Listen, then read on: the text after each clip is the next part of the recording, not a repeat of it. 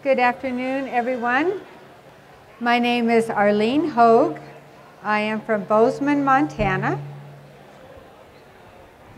Sounds like this might have a little feedback. No? Good? Okay. I have 5 children and 1 grandson. I am here today to share with you how easy it is to put together your own 72-hour backpack. I think my involvement in the preparedness field goes back to the time when I first became a parent. When you have a child, someone that you're responsible for other than yourself, things change.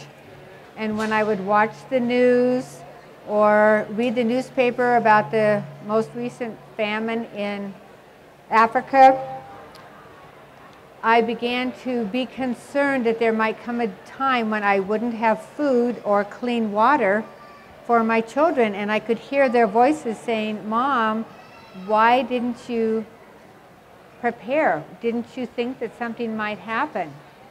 Why didn't you get food while you had the chance?" And that left me with a very uncomfortable feeling, a feeling of panic. And that basically, in a nutshell, is why I got into the emergency preparedness field. With foresight and planning, a disaster does not necessarily need to be the end of the world. Even with careers and full-time jobs and kids, we were able to prepare to actually get our plan together. And if we can do it, you can do it as well. So how many of you drive around with a spare tire in your car? Oh, okay, great. Everyone drives around with a spare tire because flat tires do happen, right? So your emergency preparedness plan is your spare tire because emergencies do happen, right? We only have to turn on the news to know that from wildfires to hurricanes to power outages because of ice storms, or for a variety of reasons, there is a need to be ready for emergencies. Gathering up what you need in an emergency ahead of time while you have supplies is the key. Think now before the emergency. What will I need to take care of myself if there was no store, if there was no electricity? Thinking about these things ahead of time is the key. How many of you have ever noticed how hard it is to think in the middle of an emergency? In the middle of an emergency is the time to act, the thinking you need to do ahead of time, because it's very difficult to think during an emergency. So before the crisis is the time for the thinking, right? And I can assure you that if you do put some time into thinking ahead of time and gathering up the supplies, you are going to survive any disaster more comfortably. That's a given. Okay, so in terms of needing a 72-hour backpack, evacuation is no longer an unlikely scenario. People living on the coast may have already experienced the need to evacuate, or in California because of wildfires. Even us I live in Montana, even we have situations, either wildfires or a volcanic eruption in Yellowstone. There are reasons why we might need to evacuate in the mountains of Montana. So with minimal prior planning, you can successfully evacuate and make it a procedure that's smooth and easy. So we all know it's possible to live away from home for a certain period of time. Everyone does it when they go camping. They think of what they're going to need to go camping, and they gather up their supplies, and they go, and they're able to survive without the comforts of home. So that's the same thing with putting together your 72-hour backpack. What are you going to need in order to cover your minimal needs with no grocery store and no electricity. What you need to support life for those 3 days, okay?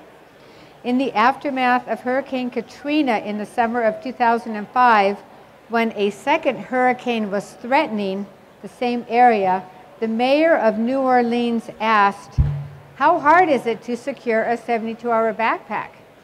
That was what they announced over the news. Hey guys, how hard is it to secure a 72-hour backpack? The emergency response to this unfortunate disaster taught us that the government cannot take care of us as well as we can take care of ourselves. I think everybody's in agreement with that. The government is not capable of taking care of us, and they haven't ever promised that they could completely take care of us in case of an emergency.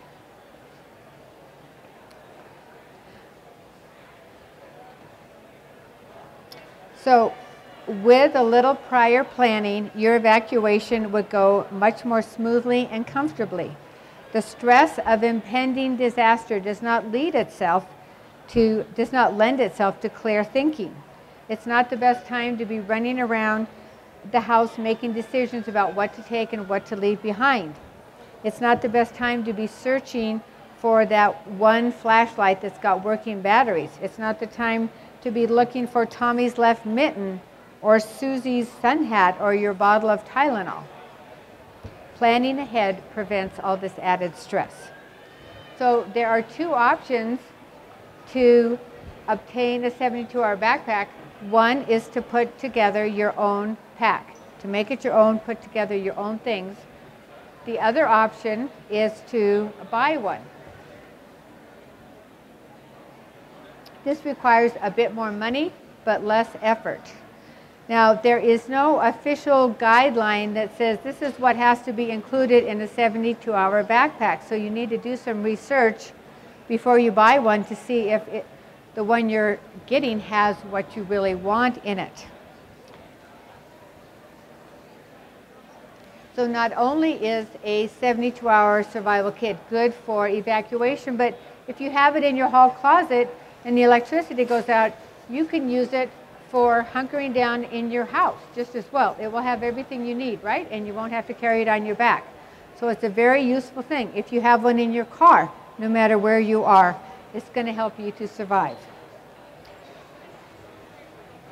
Our company is Yellowstone Trading, and when we first looked into putting together a 72-hour survival pack, we checked out what other people were offering, and we found packs for $29 that included, you know, a knife in your bare hands and a survival book, and you know you're going to go out and meet the elements, to packs that cost $600 and included everything except the kitchen sink, and they weighed accordingly. So there's a wide variety of packs out there. We put together a pack that had the items that we would want if we were going to be surviving a disaster or emergency. So I'm going to share with you what I have, and in the end I will pass out a checklist so you don't necessarily have to take notes on what I'm saying, because I have a checklist for you. Okay, so the first area always to consider in emergency preparedness is water. In my opinion, water is the most important item. So I advise that everyone would store at least 3 pints of water, and that would be the bare minimum. Probably double that would be better, and depending on your size and what you can carry, the more water, the better. Okay? So now, will this water stay good forever? Can you just leave it in there and forget about it and count on it being drinkable when you need it? No, you can't. It's important to refresh your water every 6 months. Now, most of us are busy and we might forget to do that. A little key that I like to tell people is choose, okay, that's a good suggestion, when you change your clocks. That would be the time that you would change your water. How about that? Twice a year. Another possibility is New Year's and 4th of July.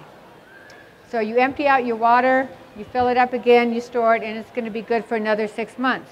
Now, if you have backpacks for everybody in your family, hopefully, let them be involved and empty out their water and refill it. Now, in addition, I'll have to see where I have stuck everything. We have included potable aqua tablets. In the likely event that if you had to evacuate, you could find a water source so that you could refill your bottles and treat them.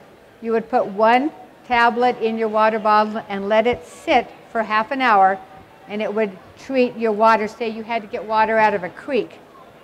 Fill up your water bottle with the creek water, put a tablet in, let it sit half an hour, and you can drink it.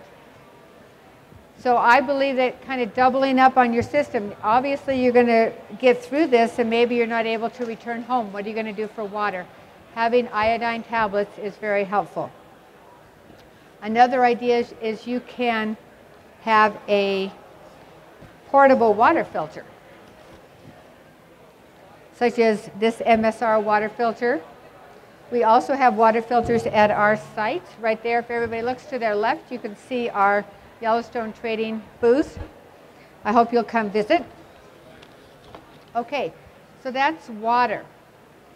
Very important. You're not going to really get anywhere or survive too comfortably if you don't have a way to have access to clean water. More people actually die from drinking polluted water than die from the effects of any given disaster. So that's fact. Okay. So we are now going to move on to food. Under physical and emotional stress, good tasting food is critical. Now, I have found, and I'm a little confused why many companies do this, but the only thing that they have in their backpacks, including the Red Cross, is a bar, one bar, and it has 1,600 calories, and it's going to last you for the whole day. So they'll stick in 3 bars, and that's what you have to eat. Well, when I contemplate the idea of handing my 16-year-old, who has a really big appetite, a bar and saying, okay, make this last all day, you know, I don't get a good warm, fuzzy feeling on that. I don't think that's going to work too well. So what I want to eat is real food. I believe that the open air food, or you could choose any other kind of backpacking food in pouches. Okay, go to your backpacking store and test some and see what you like to eat. Include 3 breakfasts and 3 lunches and 3 dinners. They usually come packed with enough food for 2 people. So that is what I recommend for food, and that's what we have in the backpacks that we have available. So if you choose to have real food, you are going to need to either store extra water or know where your nearest water source is and plan on going there, because to hydrate this food, you need some extra water. Now, what's nice about the pouch food is that you can tear open the pouch, pour in the water, either cold or warm, and rehydrate your food. You don't necessarily have to have a stove to heat it.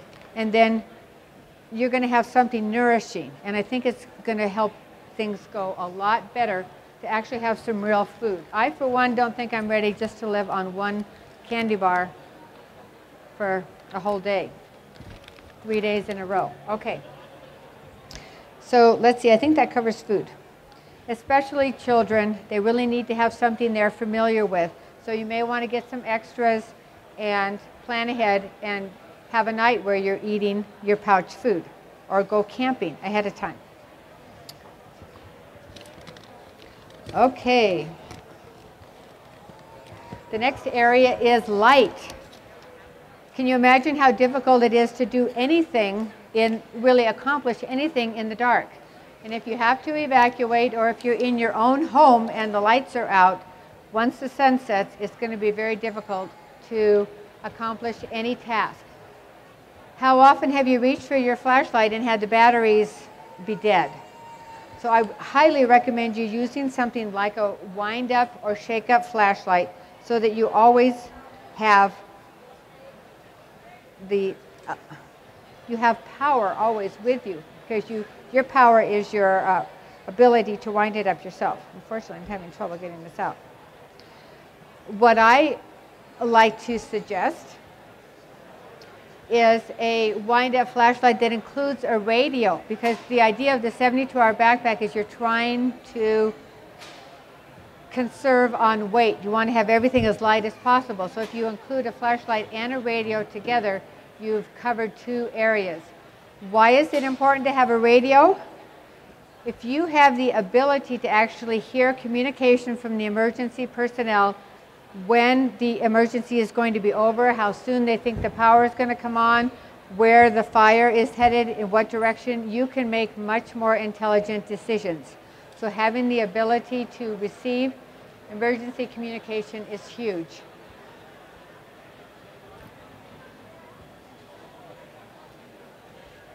Okay. So the evacuation experience can vary widely depending on how well you've prepared and what the circumstances are. You might find yourself calmly going to your closet and getting your 72-hour pack and throwing it in the trunk of your car and driving to Aunt Mary's house 200 miles away. That would be easy. It's not always going to be like that.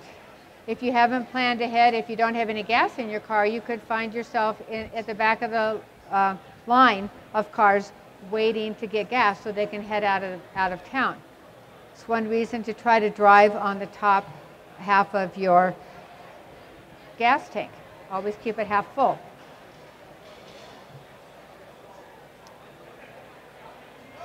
Okay, this is important. You may also have find yourself needing to put your backpack on and go off on foot. If you're in an earthquake area, earthquakes may take out the road structures leading out of town. You may actually have to put your backpack on and walk. So I advise that it's always helpful to go ahead and put it on, practice putting it on your back, seeing if you can carry it, and just getting used to it. One thing that's really important is to never let anyone borrow anything from the 72-hour backpacks. Make them entirely off limits. This is going to be very tempting. Junior is going to want to borrow the sleeping bag out of the backpack to go on an overnight. No. You have to maybe have duplicates, but always have your 72-hour backpack. Everything that's in there is going to be off limits except for an emergency. Okay. So no matter what the emergency, having a pack ready will not only increase your safety and comfort, it will reduce the panic that naturally occurs during an emergency. You know you've already done all the thinking. All you have to do is grab the pack and go. That's a huge sense of peace of mind that you attain by thinking of it ahead of time. The reason for having a 72-hour survival kit is to keep you alive and well. So if you don't have one, go home today and start putting it together. Or go visit our booth and pick one up. In closing, here's a quote from Joe Becker, Senior Vice President of the Disaster Services for the American Red Cross. I visited dozens of areas affected by disasters and listened to hundreds of survivors tell their stories. These are the words I've heard over and over again. I wish I'd been more prepared. I wished I'd been more prepared.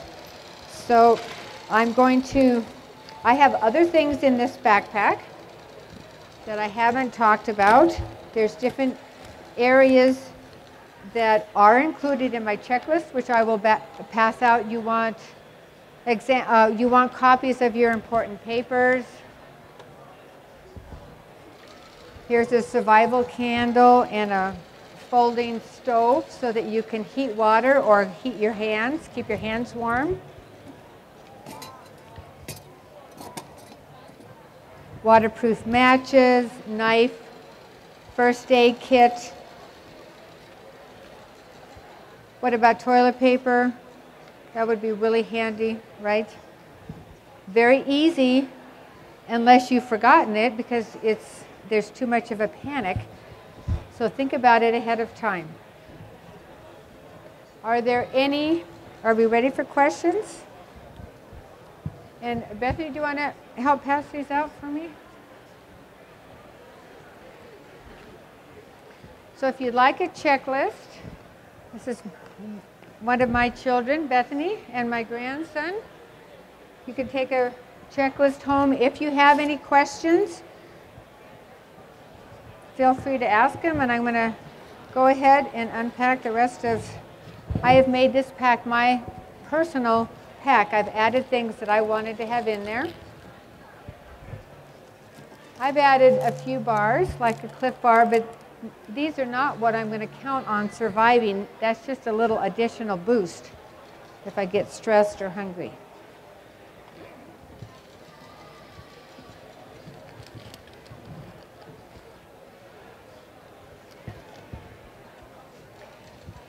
This is not for building sandcastles, but it's easy to take care of your needs if you've thought ahead of time. I mean, yes, you can use a stick, but how much easier is it to dig a hole if you have a shovel? Maybe a tube tent. You can take this as far or as short as you want to. You can have a bare minimum one, or you can take a larger backpacking backpack and have a sleeping bag and pad and tent.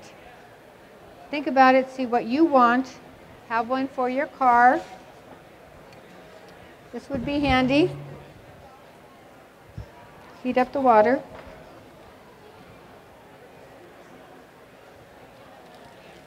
Silverware. So all this is on your list. Poncho.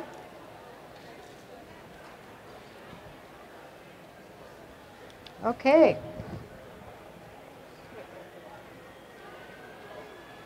Well, thank you very much. Oh, here's my first aid kit. Of course, if you're taking medications, you're going to want to have those in your pack. You're not going to have time to think about running to your medicine cabinet to grab anything. Just whatever you need to support life for 3 days, you have it here. And the confidence and the peace of mind that you gain is well worth the effort, thinking of it ahead of time. All right. Thank you so much. Yes? Sleeping bag. Well, what I would do is probably, since I have food here for 2 people, I would have my husband carry the sleeping bags and pads and maybe even a tent, and I would carry the food. So if you feel like you need a sleeping bag, then I would think you're going to want to graduate to a slightly bigger pack, or you could tie it on top. That's a very good question. Okay. Thank you.